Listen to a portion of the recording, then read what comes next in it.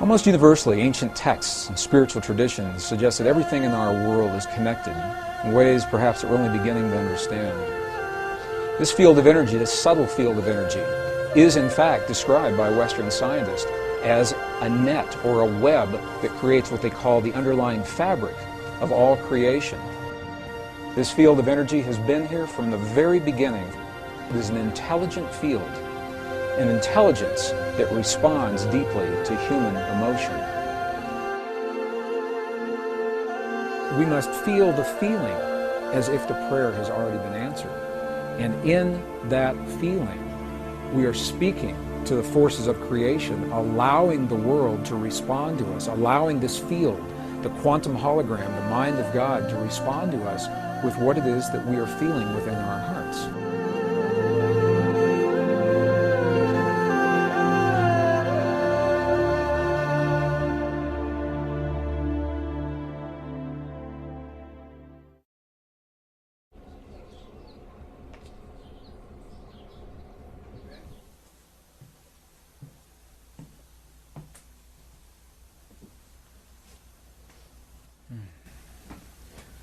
What would it mean if we discovered that each moment of our lives is part of a conversation, an ongoing dialogue with the universe around us? What if everything that happens in our lives, from the healing in our bodies to the peace of our world, to our marriages, our families, our romances, our divorces, all the things that we see as life in each moment of every day, what if they're a reflection of this intelligence, this field of energy that the ancients described in their language, and now that Western science is beginning to describe in the language that we recognize? Well, a growing body of scientific evidence suggests this is precisely the way that our world works. That the world, in essence, is nothing more and nothing less than a reflection of what we have become from within, our thoughts, feelings, emotions, our beliefs, our prayers. Princeton University physicist John Wheeler suggests precisely this concept in an interview recently. What he said was that we live in what he calls a participatory universe. That rather than thinking of the universe as something that's already created and that we're plopped down in the middle of it having these experiences, what Dr. Wheeler is suggesting is that the universe is a result of what we are doing in our lives. He says we're tiny patches of the universe looking at itself and creating itself along the way. Now, this is a radical concept because it suggests that when we look into the world of the quantum atom for that most minute, ultimate particle, we may never find it. Because every time we look, the act of looking is consciousness, placing, creating, building something there for us to see. And when we look into the expanses, the vast expanses of our universe, searching for the very edge of what we call creation, we may never find it. Because the act of consciousness searching is the creative force that puts something in place. Well, growing body, scientific evidence suggests this is precisely the way our world works. And what we'll find as we discover through the experiments that have been done recently in the 20th century is that the ancients may have been very, very close, in fact, to describing precisely the way our world works in the language of another time. Between 1993 and the year 2000, a series of experiments were conducted in accredited scientific and academic institutions that are now supporting precisely the concepts that the ancients so clearly spelled out in the language of their time. 3 of these representative experiments are absolutely shaking the foundation of everything we now believe about physics and the way our world works, and are in fact suggesting that we are connected through this field of energy. The idea that there may be an all-permeating essence that connects everything is really not so new, even in the world of science. In the late 1800s, there was this tremendous spiritual revolution that was sweeping the earth. And at that time, there was a great debate as to whether or not this field actually exists. And during that time, it was called the ether field. In 1887, a very famous experiment was conducted to demonstrate once and for all, does this field exist or does it not exist? And based on the results of that experiment, Western science, specifically Western physics, has believed that everything that happens in our world is discrete, non-related, isolated. Things that appear to be happening in the same instant in time are simply coincidence. The very famous Michelson-Morley experiment, the equivalent of the experiment, is if you were to go outside of the building where you are right now and moisten your finger and place it in the air above your head, and in that moment you felt no wind against your finger, and from that concluded that no air exists around you. That's the equivalent of this Michelson-Morley experiment. They believe that if this field actually exists, it must be moving. And when they tested for movement, they found none, and from that concluded that the field doesn't exist. From 1887 until the early 1990s, all of Western science was based on the principle that what happens in one place has absolutely no effect on what happens somewhere else. And now we know that this is absolutely not true. So I'd like to share with you 3 experiments that are absolutely shaking the foundation of Western physics. The first was conducted by a Russian physicist, Vladimir Poponin, in the early 1990s. He came to the United States to finish this series of experiments. And what Poponin did was he wanted to investigate the relationship between human DNA and the stuff our world is made out of, little packets of energy that we call photons, little particles of light, if you want to think of them that way. So the experiment consisted of taking a tube, a glass tube, drawing all the air out of this tube, creating what today we call a vacuum, implying that there's nothing left in this tube. However, we know that there's still something left, these little particles of light. So Poponin measured the particles to see how they were distributed. Did they fly all over the place inside the tube, or were they all accumulated at the bottom, or what happened with them? And the results of this part of the experiment were not surprising, because the little particles of light, the photons, were completely random, and this is what they expected.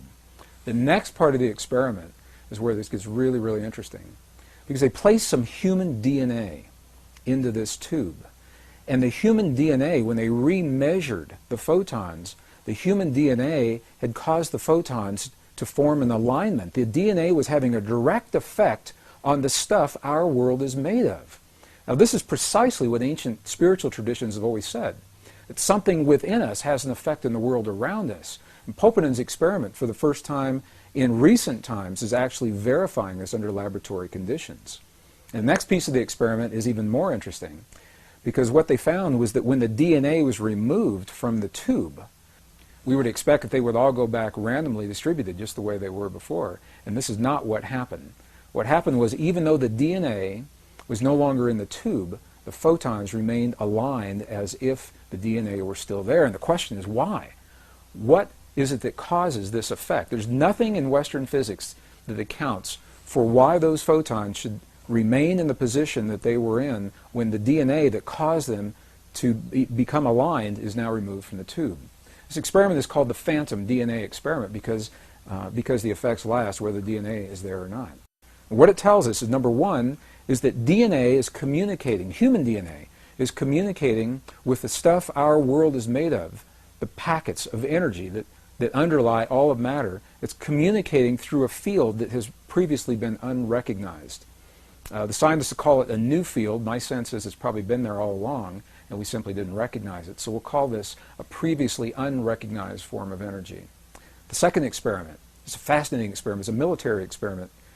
And what they did, in essence, was they took some human DNA, some scrapings from the tissue of inside the mouth of a donor or volunteer, and they placed this DNA in a device that could measure its effects in one room of a building, while the donor that the DNA came from is in another room in the same building.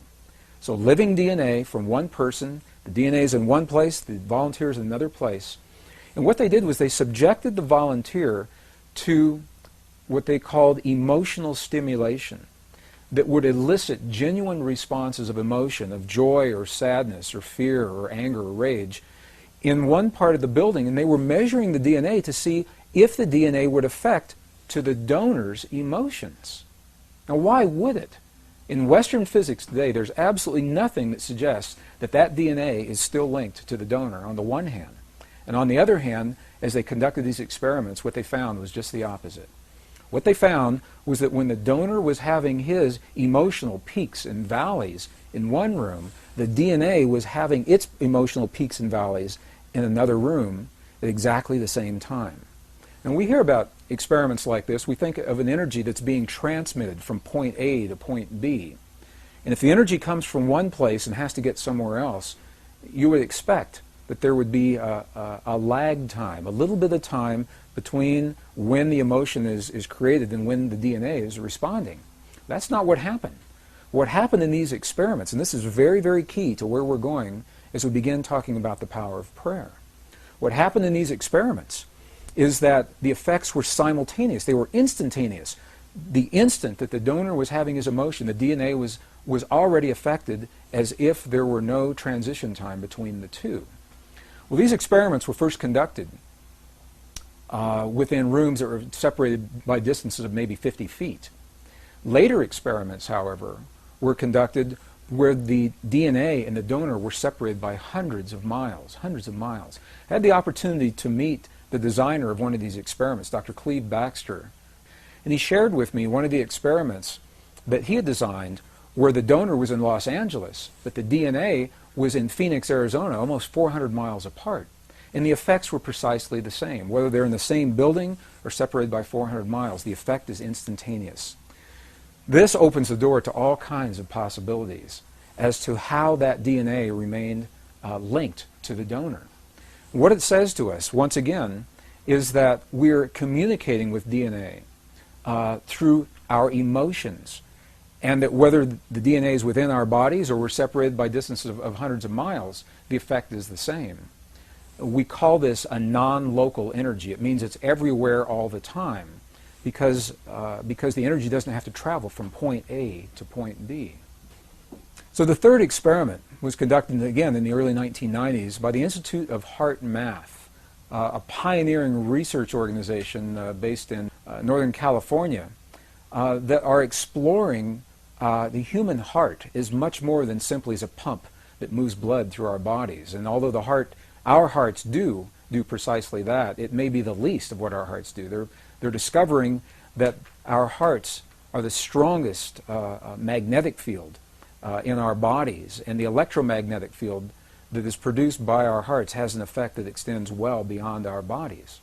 The Heart Math Institute had earlier discovered that around every human heart there is a field of energy shaped like a tube. It's called a tube torus and extends between 5 and 8 feet beyond the human heart. And the question is, in this already acknowledged field, could there be another form of energy that is being carried by this field beyond our bodies? So they designed an experiment to test precisely this theory.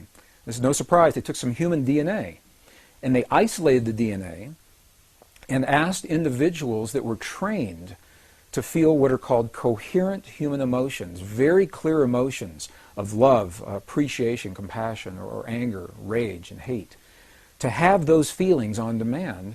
And as the people who were trained to have the feelings did so, they measured the way the DNA responded. And what they found was this. They found that in the presence of appreciation, love, compassion, forgiveness, the DNA became tremendously relaxed. And what we know from other experiments is that this relaxed state of DNA actually enhances our immune response. When you ask people what it is about the feelings of love and compassion that give us our high immune response, this may begin to tell us why, because the DNA is relaxed and actually allows certain portions of those little switches, if you want to think of them that way, to be enabled or turned on. And just the opposite is true as well. In the presence of anger, rage, hate, jealousy, DNA was tightened like a little knot, and it actually shut down in some instances. Those little switches depleted the immune response. Intuitively, we know this. We know that when people live in a state of jealousy or anger or rage, that it depresses those portions of our bodies, and just the opposite, love, compassion, understanding, forgiveness, that those kinds of things are enhanced. And now, perhaps for the first time, these experiments are beginning to help us to understand why. It's the effect of human emotion on what is called the conformation or the shape of the DNA in our bodies. And what these experiments showed, and what the lab results, the lab notes in the published papers actually described, was that very specific kinds of human emotion have the power to change the shape of the DNA in our bodies.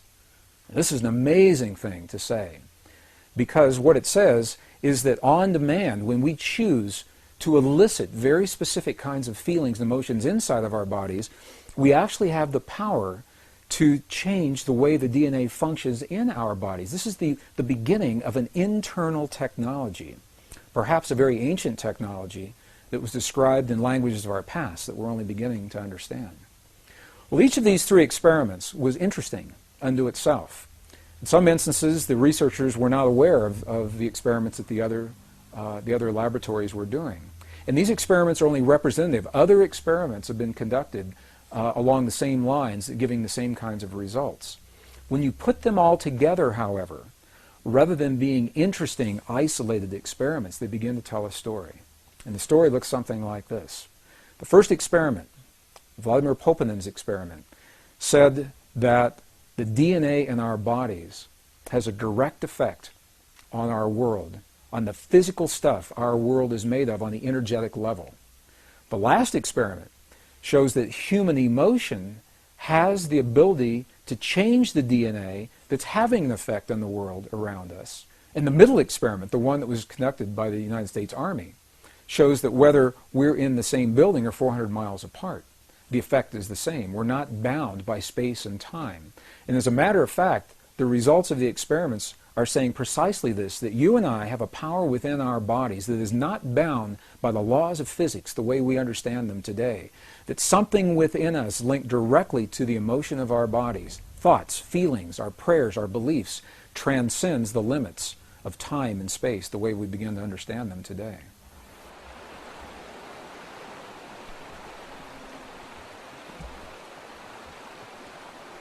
Ancient traditions describe this in the language of their time. Not only do they say that we are connected to the world around us, just the way Western science is now discovering, they invite us one step further, and they say, here's how you apply it in your life. They left us very, very clear instructions, saying this is the way you use this power, this inner technology within you, to bring about change in your world, to bring about healing in your body, to bring about peace in your families and in your communities, and collectively, as many people come together, these principles work as peace between nations as well.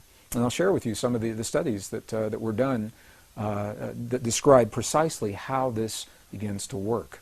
One of the questions that I'm often asked with regard to this material is if these relationships exist, if they truly exist, why don't we know about them today? Why doesn't Western science understand these principles? Why are we just now discovering them? Well, the answer to that question begins in our understanding that the way we view our world today, our knowledge, is part of a lineage of wisdom that links us with our past. And we know that that link, the link that ties us with those who have come before us, has been broken at least 2 times in recorded history. Twice in recorded history, something happened, an event occurred, and we lost information. And in some instances, it's information pertaining precisely to what we're doing right now. The first one of those breaks was with the burning of the Great Library of Alexandria in the 4th century.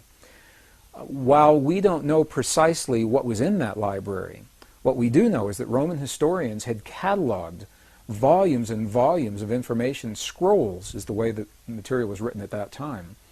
The Roman historian Callimachus, for example, cataloged over 536,000 scrolls in the Great Library of Alexandria before it was burned, and many of them were very ancient in that time, in the 4th century.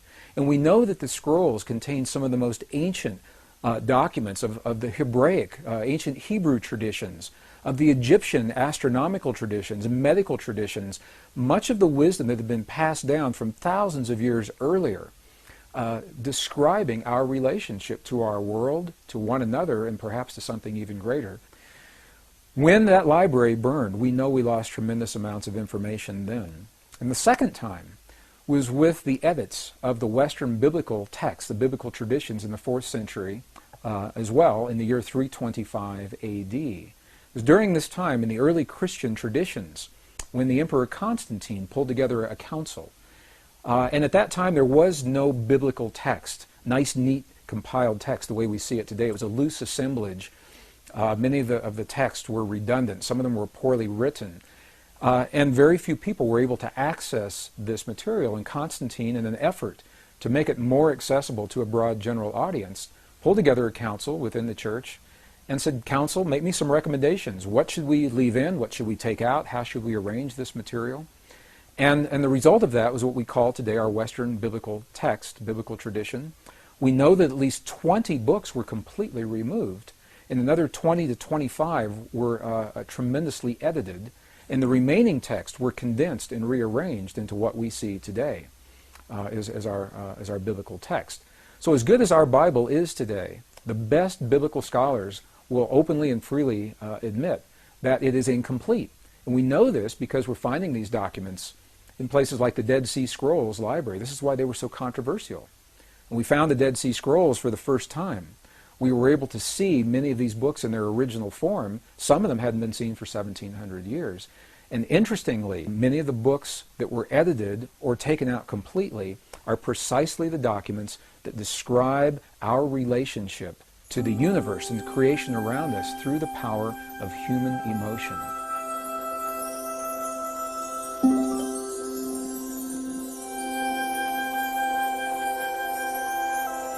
So now that science is beginning to tell us in its language, ancient spiritual traditions have shown us in their way, and in our own texts and documents, we're seeing references to precisely how these principles work. The question is, how do we apply them in our lives? How do we go about making use of this relationship between thoughts, feelings, and emotions inside of our bodies and what's happening in the world around us?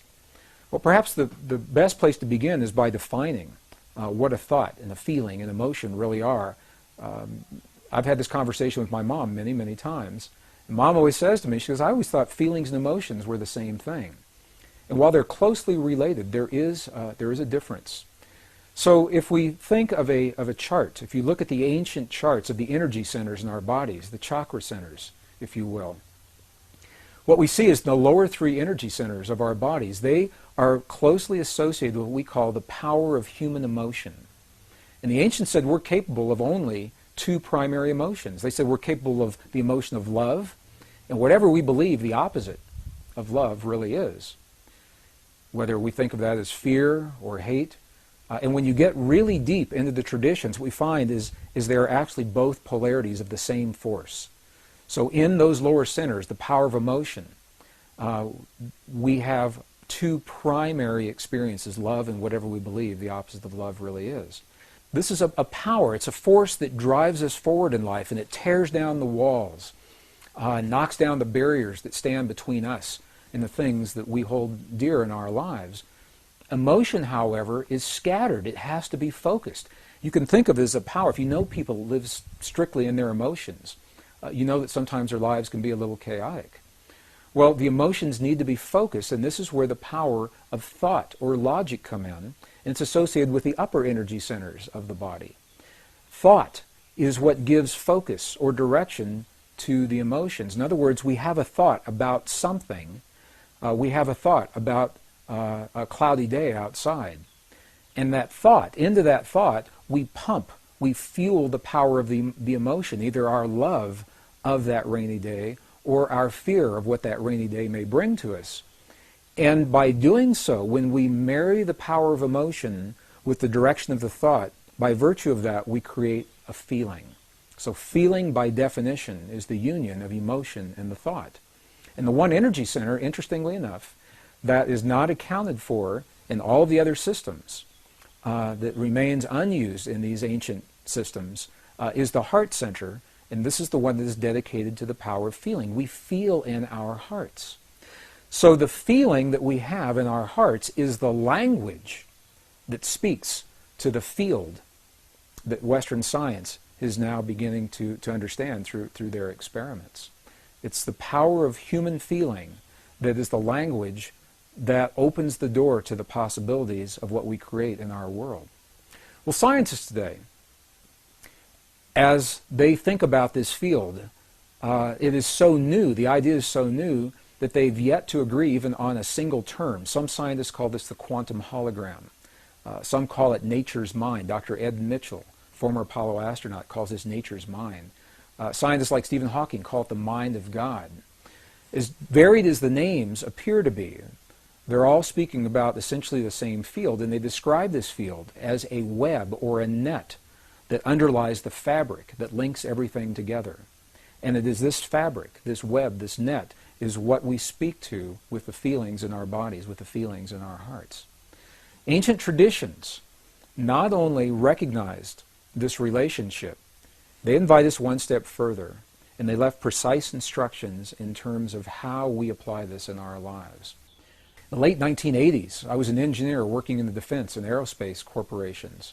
I began exploring these concepts as an engineer, looking in the world around me to understand the history of those who have come before us. And it is that thinking that led me into the journeys of some of the most amazing places in the world, from the temples in Egypt, the Andes Mountains in Bolivia and Peru, into India and Nepal, the highlands of central China and Tibet, all through the American desert Southwest, searching for information and clues that would help us to understand how we relate to the world and how we can use this power of feeling, this power that speaks the language, the world around us. So as an engineer, when I began studying the principles of those who have come before us, the information that they left so that we could understand our relationship to the world around us and this ancient technology that today we call prayer, my thinking was that this kind of information would be best preserved in places that have been least disturbed by Western civilization. And this thinking led me into a journey, first time in 1998, into the highlands of central China, into Tibet, where we had the opportunity to explore 12 monasteries and 2 nunneries, speaking through the translators to those who actually live these principles in their lives. And this is the value of going to a place like Tibet, a living culture.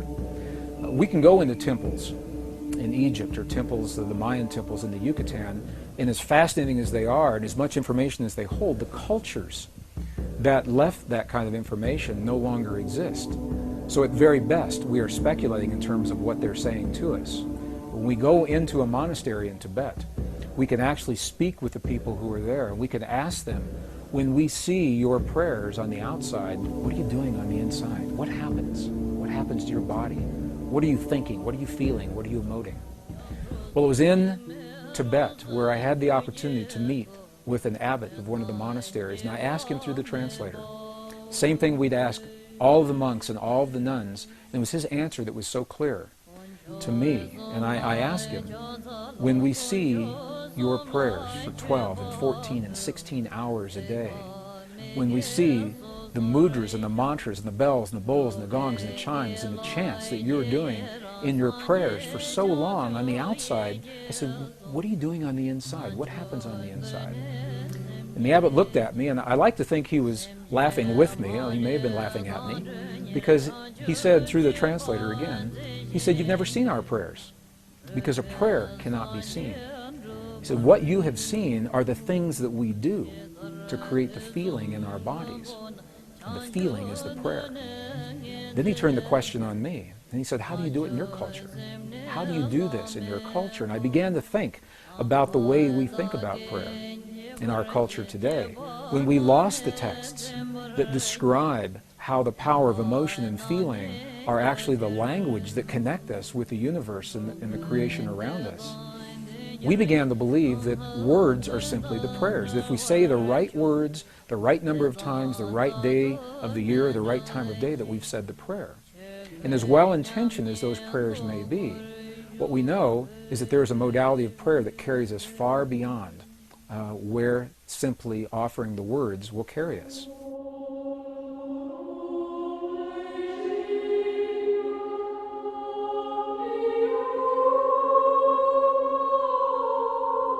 Western prayer researchers today identify 4 modalities of prayer.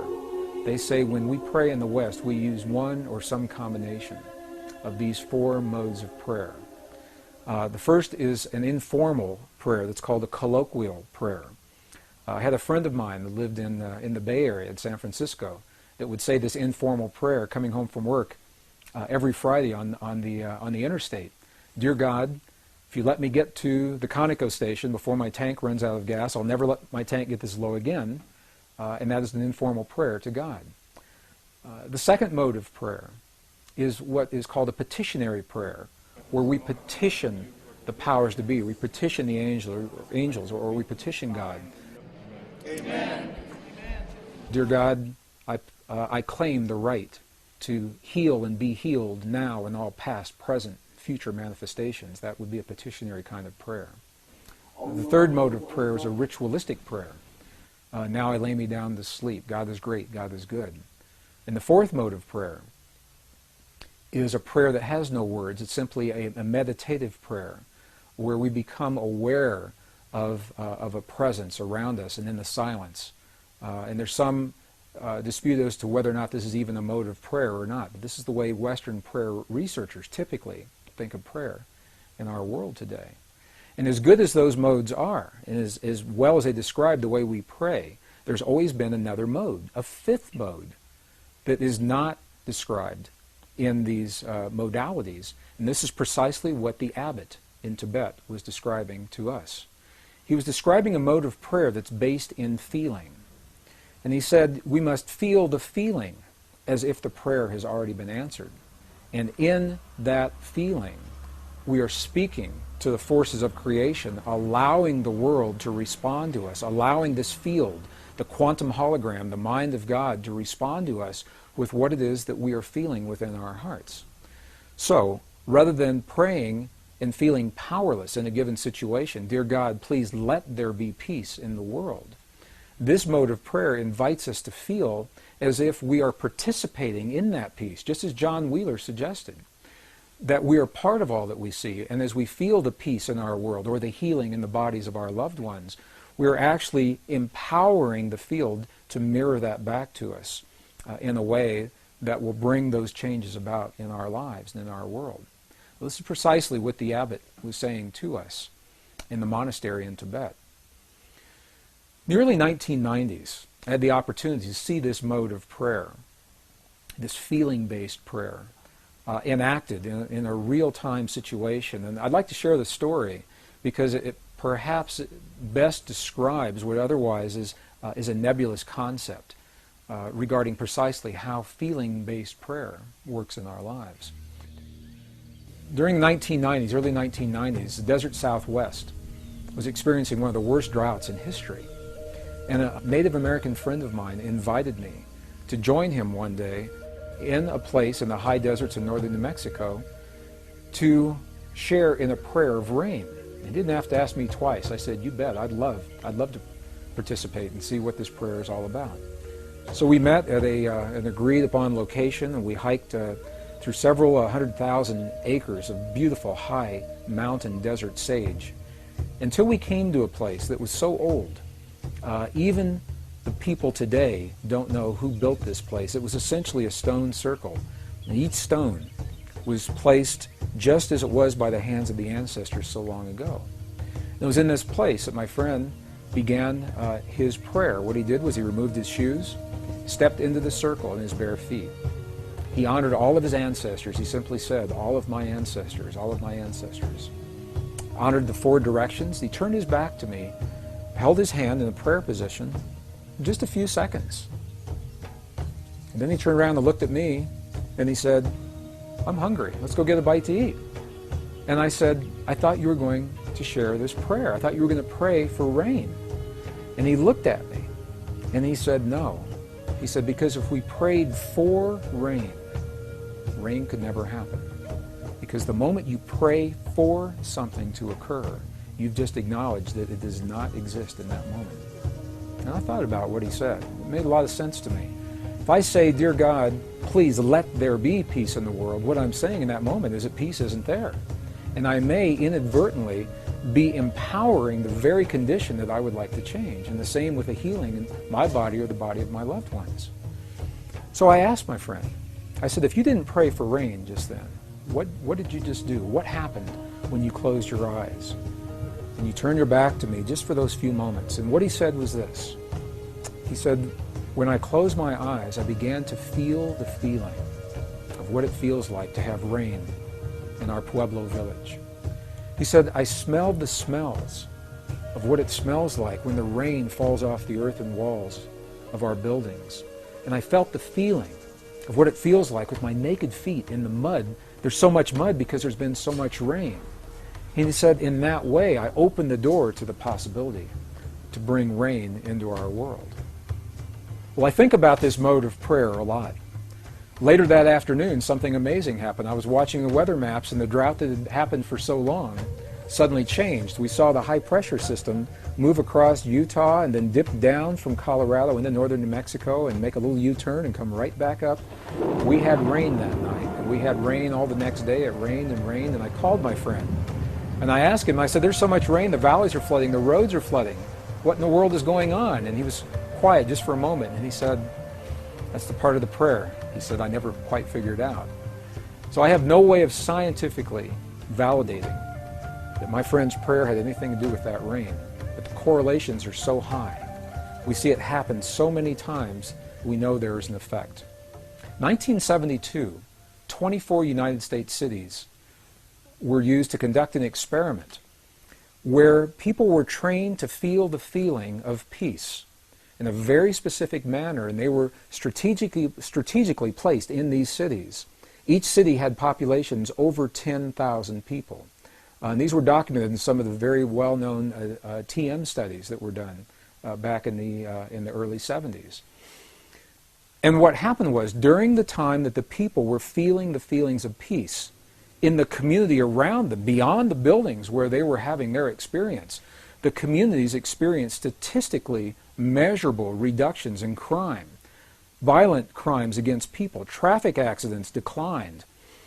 In some cities like Chicago, where the stock exchanges, the stock market soared while peace was in place. And when they stopped their prayers, all those statistics reversed. And they did this time and time again to such a degree that the effect could be measured, and it was applied in an even greater experiment that was documented in the Journal of Conflict Resolution, 1988. And this was the experiment. It was called the International Peace Project in the Middle East. And what happened during the Israeli-Lebanese War in the early 1980s, as a result of these earlier studies, people who were trained to feel the feelings of peace were positioned throughout the war-torn areas in Israel and Lebanon. And during the time, what the researchers called the window, the prayer window, when they were feeling, people were trained to feel the feelings of peace in their hearts, when they were feeling those feelings, terrorist activities dropped to zero. Crimes against people declined. Emergency hospital room visits declined.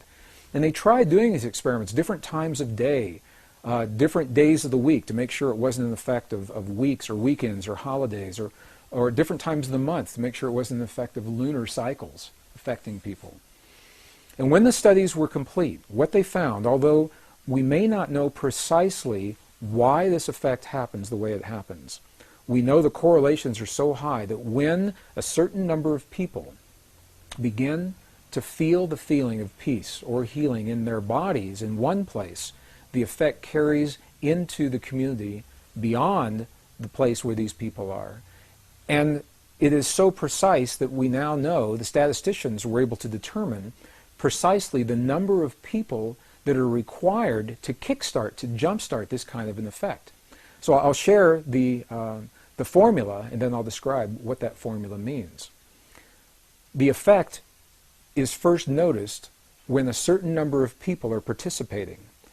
And that number, the minimum number, is the square root of 1% of a given population. So what does that mean? If you have a city of 1 million people, for example, you take 1% of 1 million on your little calculator, and then you take the square root of whatever that 1% was, and that number tells you how many people are necessary, the threshold number to begin the effect. Obviously, the more people that participate, the greater the effect. For a city of 1 million people, that number is only about 100. In a world of 6 billion people, the square root of 1% of the given population is only about 8,000 people. 8,000 people, according to these studies, are the number of people, that's all that's required, to feel the feelings of peace in their hearts in a given moment in time, simultaneously, to kickstart, to jumpstart that consciousness linked through the field, as we know the field exists today, before that peace is felt in the world around us.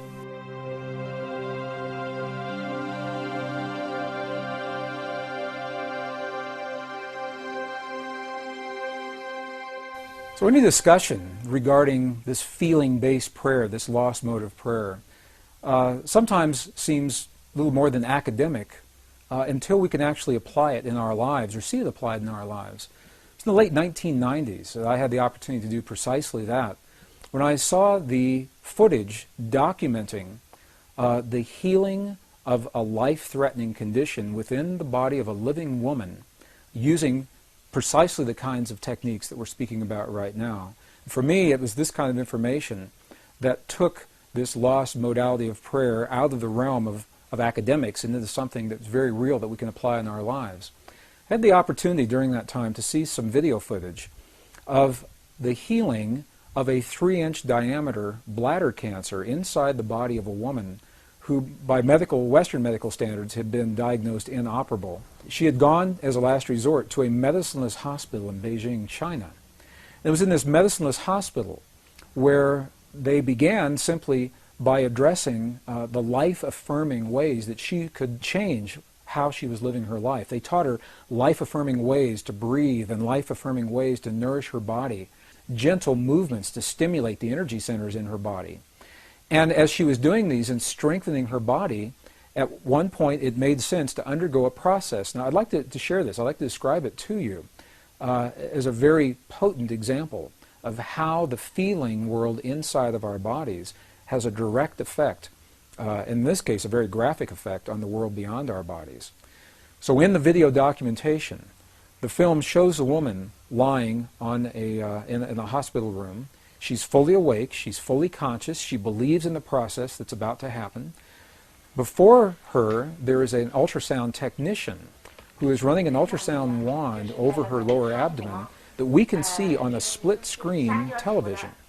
And on the left-hand side of the screen, they do a snapshot, a freeze frame of an instant in time for reference, so we can see what her condition looked like in that instant in time.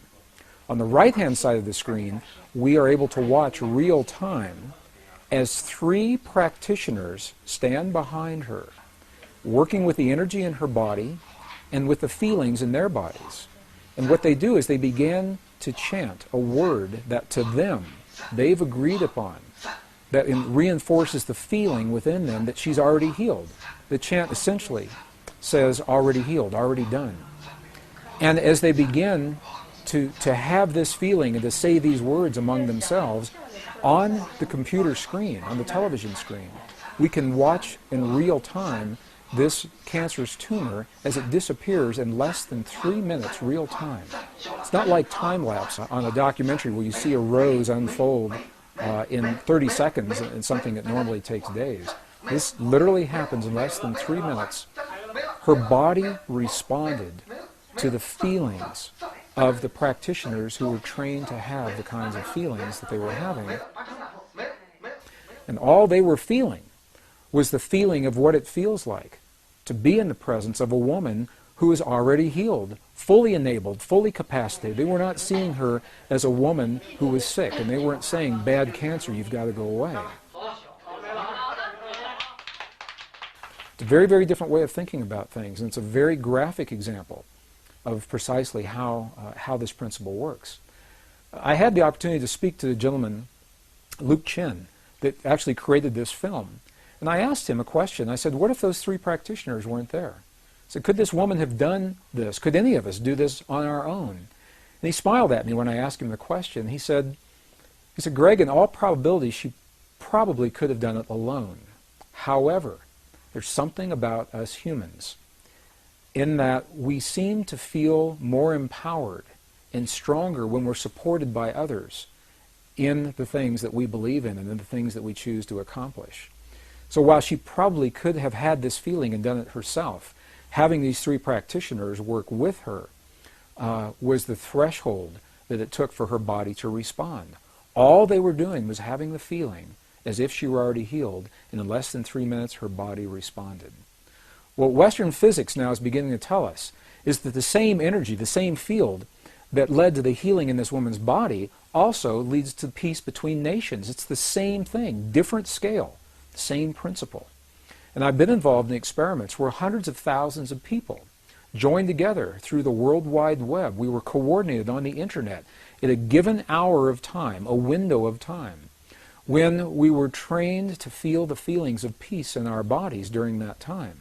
And when we did that, statistically, what happened in events around the world, there were wartime events. There were bombings, aerial bombings in Iraq that were scheduled, that were reversed during the window of time when this prayer was happening.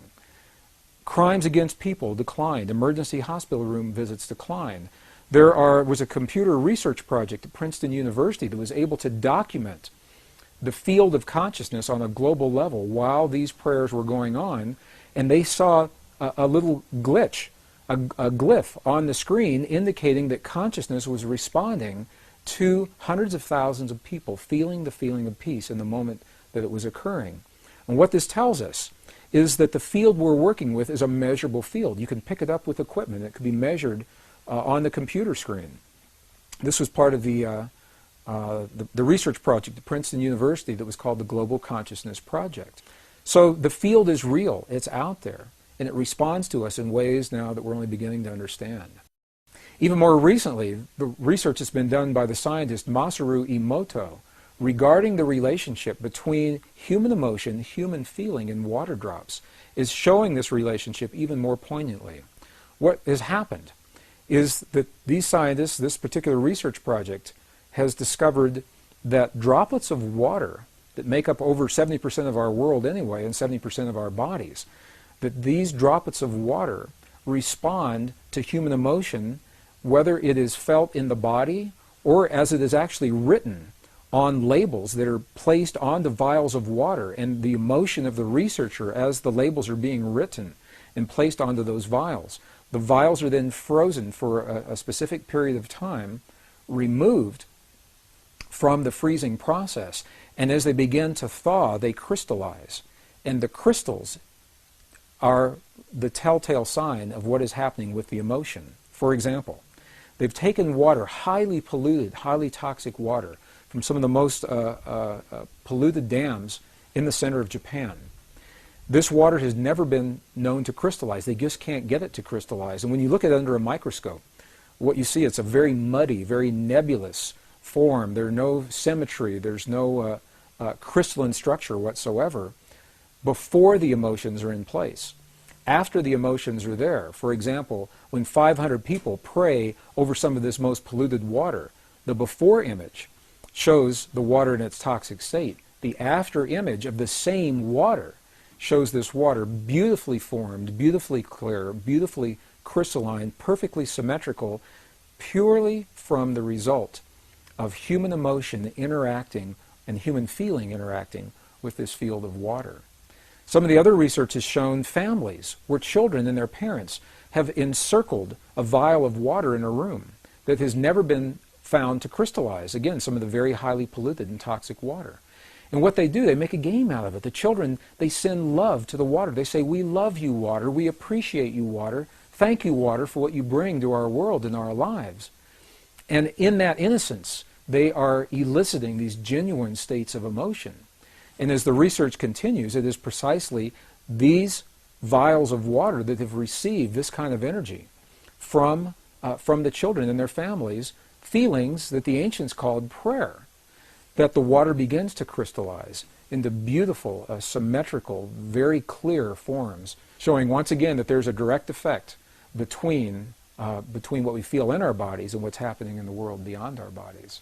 And it's a beautiful, beautiful, very poignant example of how each of us has an opportunity to participate, not to control and manipulate, but rather participate in the events of our world, the events of our lives, our families, our communities, and our bodies through the field that links all in creation.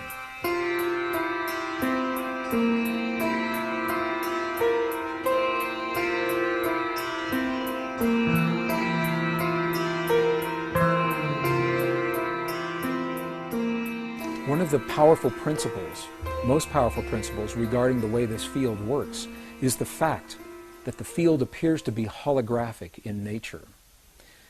The definition of a hologram is that it's a pattern no matter how finely divided the pattern is, the whole remains, even in the smallest portion.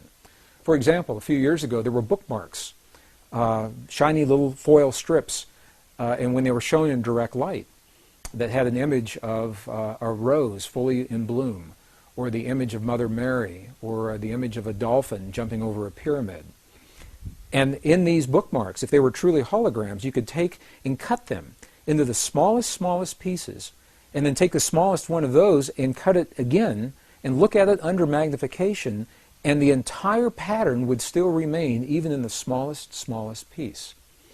And I share this principle now because it appears that consciousness, our consciousness through this field, works precisely this way. What it means is that all of us, as smaller portions of a greater pattern, are connected.